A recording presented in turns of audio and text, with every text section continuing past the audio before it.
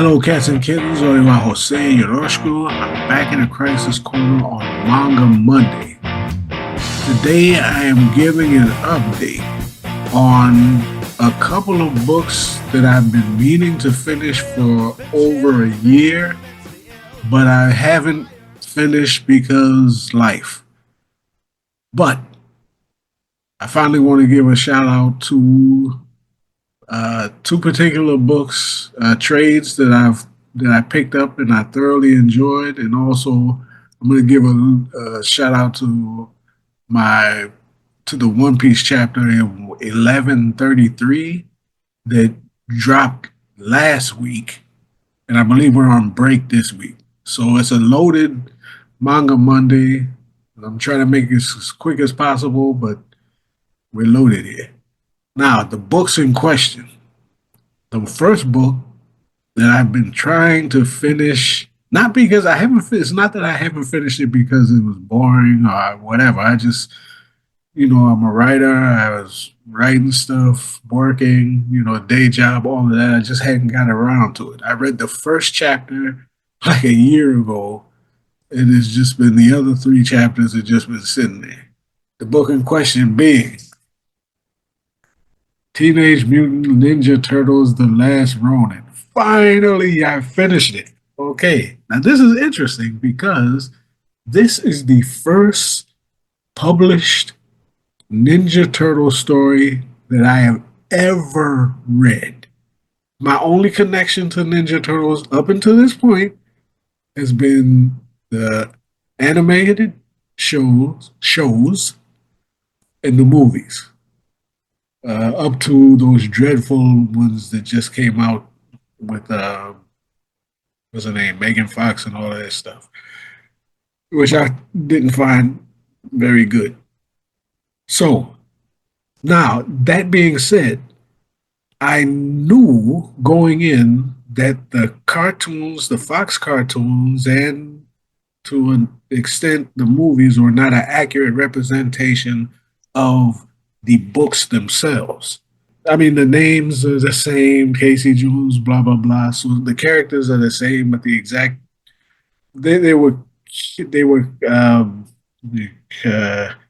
toned down for a younger audience, so to speak.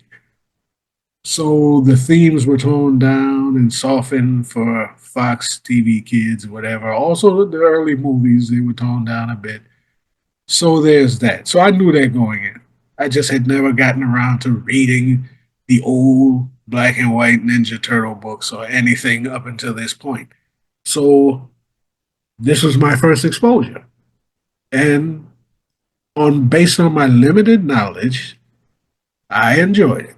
I thoroughly enjoyed it. It's one of those final stories which are usually depressing and sad because for some reason the final story of most heroes is them getting killed and otherwise finished off. Which I mean, I suppose if you're saying this is the end, then you want to tell the last story before they got killed. I don't know. That's not what I would do, but whatever. I kind of like Frank Miller's original Dark Knight Returns. I don't count Dark Knight Returns 2, 3, or 4, or however many more he did. But I like the Dark Knight Returns because it was the final story of Bruce Wayne as Batman, but not necessarily his death, so to speak. It was just where he stopped. And clearly there was another generation that was going to be going on after him that he would mentor. I like that. It spoke to me. I liked it. In this case, I'm not going to, I mean, for the two of you who have not read this yet, I'm not going to spoil it, but the main point here is that three of the four turtles is dead. And the last turtle is on a suicide mission to avenge his brother's deaths and restore his family honor. April O'Neil is still around, but not many other people other than that. It's the last turtle, who I'm not going to name, April O'Neil, and her daughter. I'll leave it at that. Everybody else is pretty much done. Splinter's gone. and his three brothers are gone. I enjoyed the story, the way it was set up. I like that it's a revenge story, or revenge, and also wanting to restore the honor of his family name. It's a good samurai type story, although they're ninjas, but you get the point. Is the art was great, the action is great, and more importantly, the story itself has heart. It's a compelling story. I highly recommend it. I'll leave it at that. The other book that I kind of had read, but not entirely, or the trade that I hadn't finished was Daredevil Born Again. Now, don't get it twisted with what Disney is about to put out. This is more akin to Netflix season 3 Daredevil, which is fantastic. You need to watch that. You need to get that into your life. The stories are not, apples for apples, spot on, but the point being the Kingpin finds out Daredevil's secret identity and is out to ruin his life and the trade. Karen Page gets caught up in a heroin binge and trades in Matt's secret identity for a hit. And from there, Kingpin just goes out of his way to strip Matt Murdock down to his core. He gets him disbarred. I think he blew up his house. Was it? He did all kind of stuff to him just to ruin him. He didn't just send people to kill him. He wanted to wreck him, and he did. He tore him down to his lowest level that he had been seen to this point in any Daredevil story. Now, this is Frank Miller when he was in his bag. This is like a year after The Dark Knight Returns. He is on his A game. He was killing it. This is a year after Dark Knight Returns. I think not too long after. I don't know when he did Year One, Batman Year One, but it's in that area. It's in that point of his career when he was really doing great with the deconstruction type stories. And this was a great deconstruction of Daredevil. Highly recommend this story. Check it out. By all means, get that into your life. And let's hope that Disney does not screw the pooch on Daredevil Born Again. I have my doubts. I've seen what they've done with Matt Murdock up until this point in Disney. It's not pretty.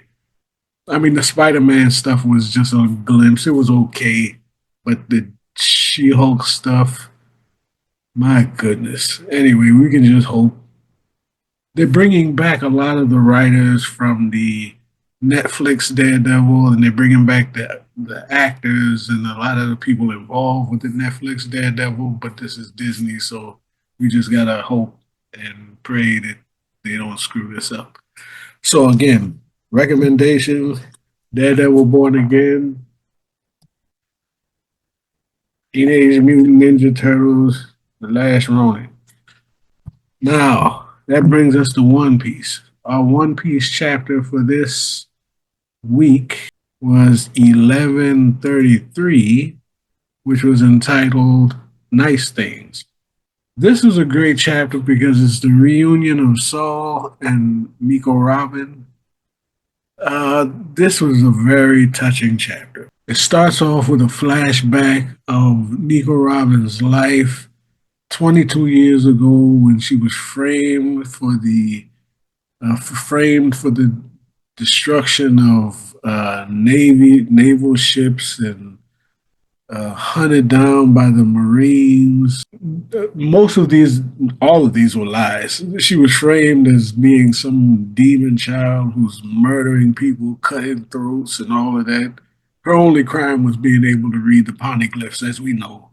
She possessed knowledge, that was a threat to the world government, and therefore they wanted to capture or kill her. So they made up all these lies about her and had people hunting her down from what was it, 10, 8 years old or something like that. She was running for her life for years and years and years, surviving any which way that she could. Eventually, she did find the Straw Hat Pirates. They became her family. As Saul told her, he said, eventually you're going to run into some people who will love you and protect you and take care of you, and then they'll be your nakama. And then she said she wanted to live. My goodness. That's an old school One Piece. And it's Lobby Water 7. Anyway, so we do the flashback of that, setting us up for her eventual meeting with Saul. And it's touching.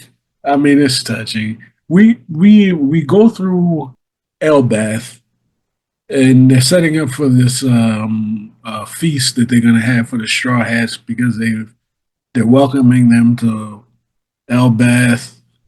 Luffy is technically the boss of the new giant pirates uh, crew.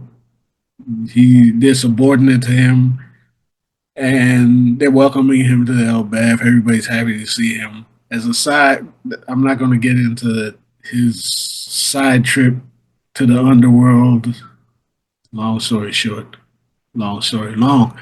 Luffy's trip to the underworld to see Loki and all of that stuff, or whoever it was down there.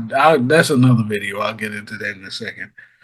But the main point of this video is Nico Robin's reunion with Saul, which is just absolutely a tearjerker. For One Piece fans, this is a long time coming. And it's interesting because Nico Robin is one of the few members of the Straw Hat Pirates who can actually reunite with the loved one that set them on a course. A lot of people like Bell Mare with Nami, she's dead. Uh, uh, Zoro and I forget her name.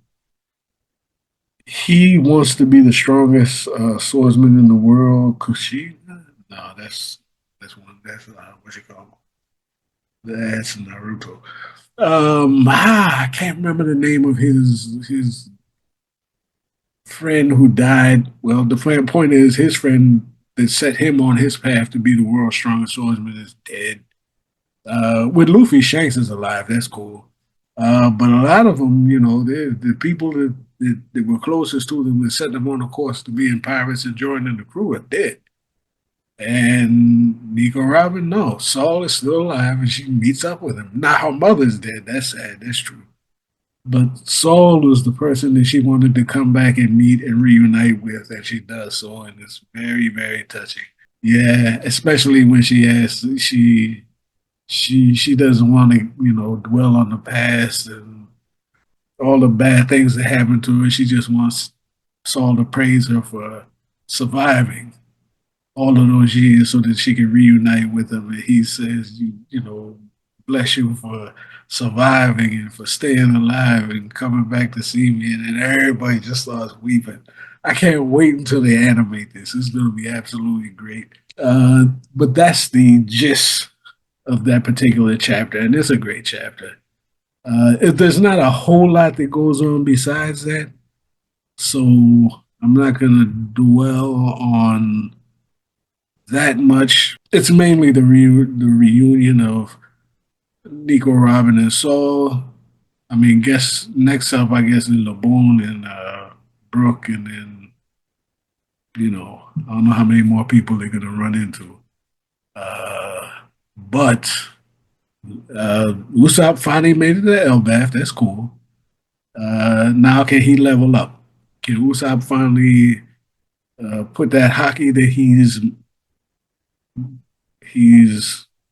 he hasn't mastered it, but he's awakened? Is he going to actually put that to use? Are any of the other Straw Hat Pirates going to level up? Are they going to gain some other abilities because this is a Yonko crew.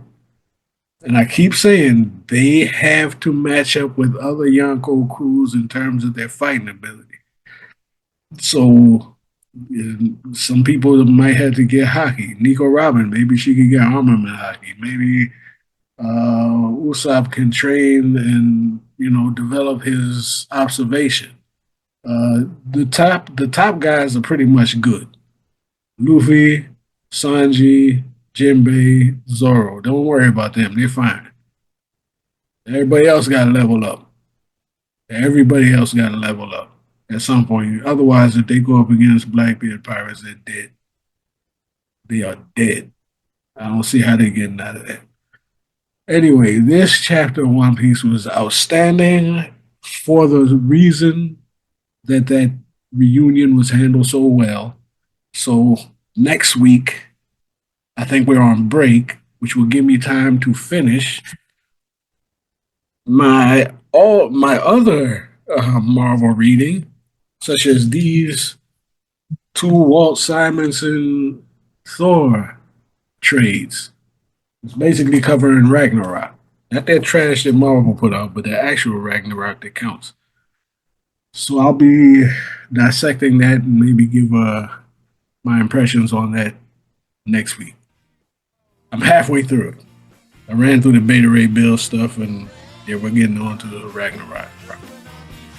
So that's it for Manga Monday. Read comics. Read comics. Manga, American comics, whatever. Read your comics and have fun. Until next time, y'all stay loose.